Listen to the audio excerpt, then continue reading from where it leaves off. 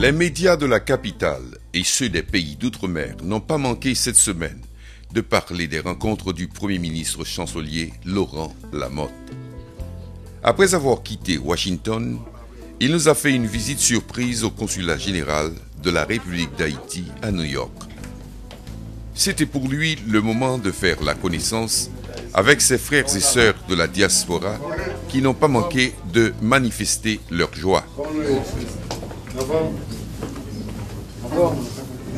Malgré la présence des agents de la sécurité au service du Premier ministre, nos sœurs et frères ici présents ont profité de cette visite surprise pour des photos souvenirs.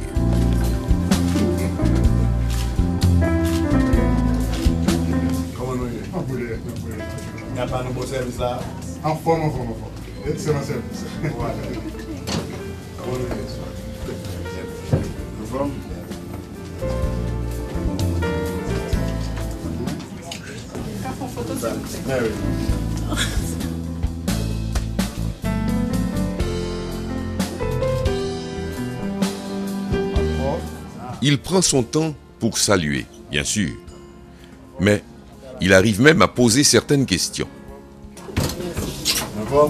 Ça va bien, merci. C'est ma directrice, ça c'est mon consulat, c'est directrice des ressources humaines. Vous comprenez, donc tout le monde, depuis bon mal tête, c'est lui qu'on a avant tout le monde. Après ça c'est la réceptionniste, ça c'est avant ça. Il recevoir tout le monde net. J'ai voulu recevoir. C'est ok? Milieu de terrain. C'est ça. C'est ça. Directrice de la section de passeport et tout. Ça va? Ça va bien? Ayant pris connaissance des faits, le consul général M. Charles-Antoine Formin l'invite à la salle des conférences d'où il prendra siège pour une session de travail avec les membres du consulat.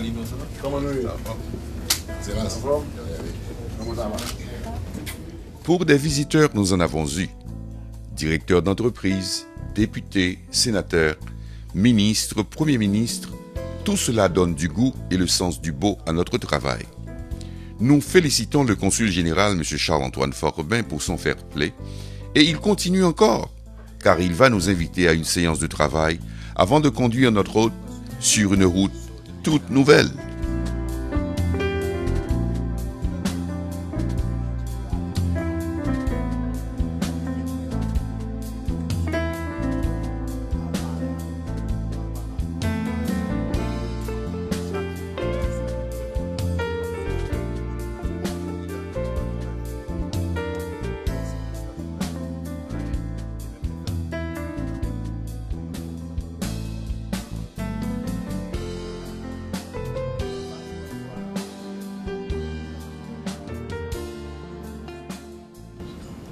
Monsieur le Premier ministre, le plaisir est pour moi de vous saluer et de vous souhaiter la bienvenue.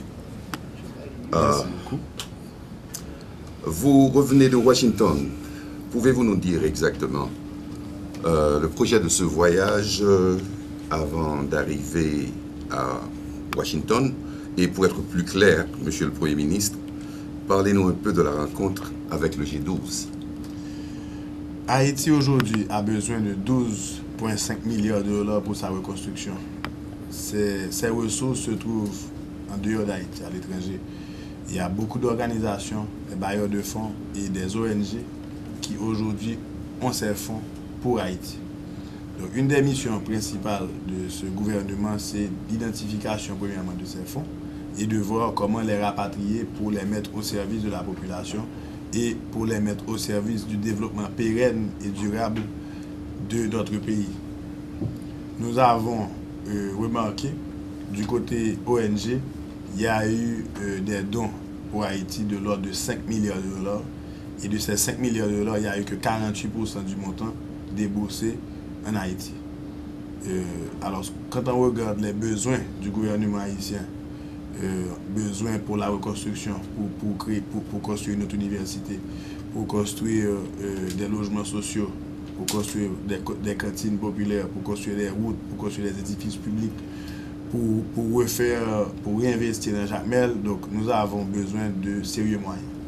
Nous avons certains moyens à notre disposition, mais certainement nous voulons réorienter les bailleurs de fonds internationaux et les ONG à investir dans la priorité du plan de développement stratégique d'Haïti.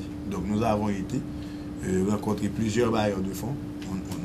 Nous avons eu de très bonnes discussions avec eux et nous leur avons expliqué que le gouvernement haïtien aujourd'hui veut que ces fonds soient investis selon les priorités du gouvernement légitime et démocratiquement élu d'Haïti, de manière à respecter les priorités d'Haïti pour mieux développer notre pays.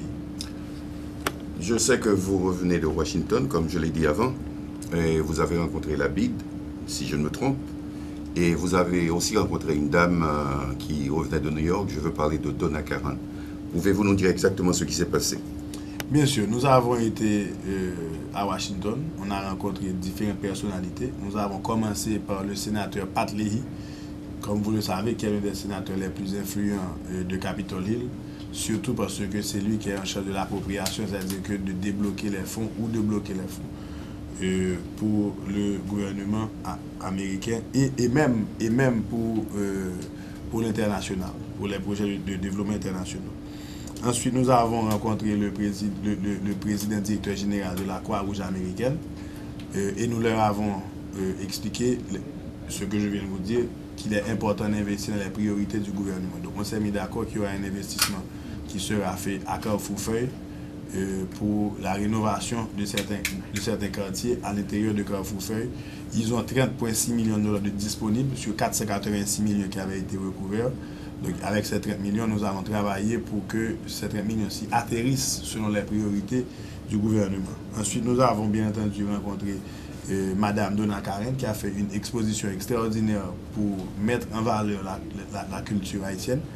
Et Madame Donna Karan est une grande amie d'Haïti, elle est une grande amie de Jacques Mel et du peuple haïtien en général.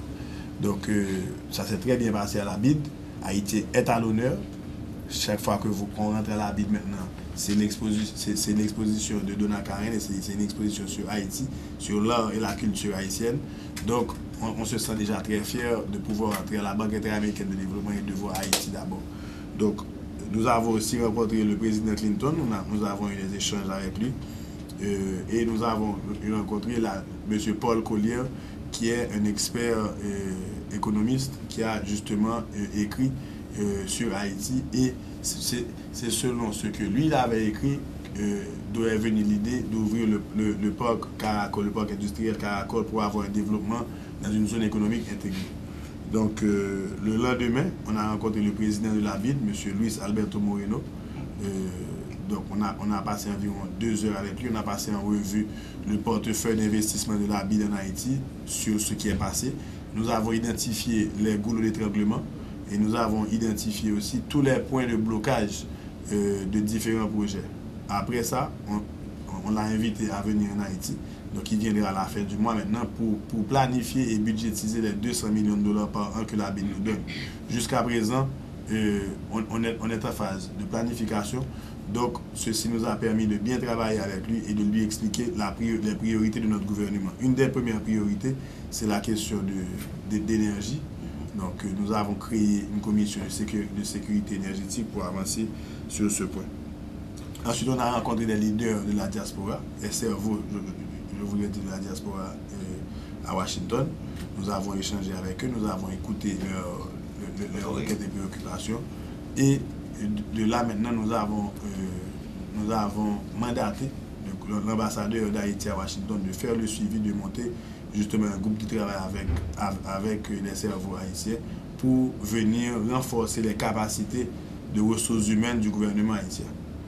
Donc ensuite nous sommes venus ici à New York où nous avons une rencontre aujourd'hui avec M. Robert De Niro, un acteur très connu internationalement, et Robert De Niro est très intéressé à investir dans le secteur hôtelier haïtien. Donc nous allons l'encourager à le faire. Ce serait très bien pour Haïti que nous ayons un nom tel que Robert De Niro à investir dans notre pays. Merci. J'ai une toute petite question à rajouter. C'est la question de la diplomatie d'affaires. C'est tout le monde qui en parle. Okay? La diaspora en général. Qu'est-ce que vous pouvez nous dire exactement sur votre diplomatie d'affaires? Bon, la diplomatie d'affaires dans un pays qui est en quête de développement durable, il est important de comprendre que ce développement durable ne pourra pas se faire avec les fonds publics. Les fonds publics sont limités. Donc, pour compléter, pour avoir un investissement pérenne, il faut quand même avoir la participation du secteur privé. Dans toutes les grandes économies mondiales maintenant, il y a une grande participation du secteur privé, y compris et surtout aux États-Unis et dans plusieurs pays à travers le monde.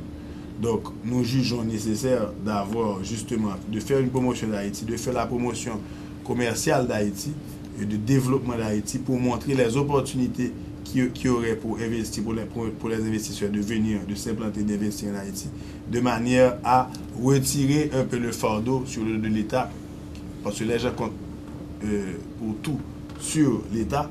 Donc, ceci nous donnerait un peu de répit, tel qu'a été le cas, par exemple, dans le secteur téléphonie, avec l'arrivée de Digicel, par exemple. Ça, c'est un investissement direct international et on voit le bénéfice pour la population. Donc, la diplomatie d'affaires, c'est l'identification des sociétés voulant investir dans notre pays, c'est l'accompagnement de ces sociétés, c'est faire le suivi et c'est faire l'interface parfois avec le gouvernement, les agences gouvernementales haïtiennes. Donc, nous jugeons nécessaire et important d'avoir une diplomatie d'affaires qui fonctionne au service du peuple haïtien. Ok, la toute dernière maintenant. On parle de résultats tangibles que vous avez obtenus en 3 semaines pour le gouvernement Martelly-Lamotte. Quels sont donc ces résultats, monsieur le Premier ministre? Bon, je pense qu'en 3 semaines, c'est très difficile de faire un bilan et d'établir parce que le premier mois, en général, moi, j'étais pratiquement en train d'organiser la primature pour être un organe de coordination de l'action gouvernementale. Donc, nous avons quand même pu réussir à rétablir un climat de sécurité acceptable. Nous avons monté une lutte contre la corruption et une lutte contre la contrebande. Comme vous savez, Haïti paie aujourd'hui plus de 500 millions de dollars par an sur la frontière haïtienne-dominicaine. Donc, cette commission-ci travaille, c'est une commission mixte, DGI, douane, unité de lutte contre la corruption, UCREF, BAF, enfin toutes les agences gouvernementales qui luttent contre le crime organisé, mais se sont mises ensemble pour faire cette démarche pour limiter la contrebande. Côté sécurité, nous avons pu quand même faire déguerpir les bandes armées qui occupaient les camps, ce qui créait une situation d'instabilité chronique dans le pays. Nous avons réussi à les faire déguerpir. Côté assainissement, nous avons investi déjà 10 millions de dollars dans l'assainissement et nous avons lancé l'opération Ville Propre 2 où la SMCRS déjà ramasse 73% de détritus en plus qu'avant l'opération. Nous avons aussi lancé l'opération Boucher Tout, qui est une opération d'entretien des routes de la capitale et ses environs. Et nous avons déjà, si vous allez voir que ceci porte déjà ses fruits. Nous avons aussi négocié avec la CNMP, le Conseil national de marché public, pour l'accélération des projets visant à la reconstruction de notre pays. La CNMP avait un processus très long, de plus de 18 mois avant de terminer l'appel d'offres pour commencer la construction. Donc là, on a eu des mesures célères qui nous permettent d'avancer avec eux. Donc, indépendamment de tout ça, nous avons eu plusieurs rencontres au niveau, sur l'échelle internationale avec des pays tels que le Venezuela, l'Argentine, Cuba, les États-Unis et plusieurs autres pays qui étaient intéressés à venir en Haïti. Donc, aujourd'hui, ce que nous faisons là, c'est justement un tour d'horizon, c'est visiter nos consulats et ambassades, c'est visiter nos investisseurs, ceux qui étaient intéressés à venir pour leur dire que là, nous sommes prêts, qu'ils peuvent venir et qu'on va les accompagner dans leur entreprise. Donc, voilà, grosso modo, les acquis après 3 semaines dans un pays où il y a tout à faire et dans un pays où, si vous voulez, parfois il n'y a pas beaucoup de volonté pour le faire. Donc nous on veut changer cette mentalité, on veut changer la mentalité pour dire que oui, nous sommes capables, il n'y a aucune raison pour ça que nous ne sommes pas capables. Nous n'avons pas qu'être cerveau, nous n'avons pas qu'être monde éduqué, nous n'avons pas qu'être monde qui compte ça à faire, nous n'avons pas qu'être monde qui étudie même dans tout l'autre pays. Donc, pas aucune raison vraiment valable que nous va dire que Haïti n'est pas capable de développer. Nous sommes capables de développer, nous avons besoin de volonté, nous avons besoin de conviction et nous avons besoin de la volonté de vouloir bien faire.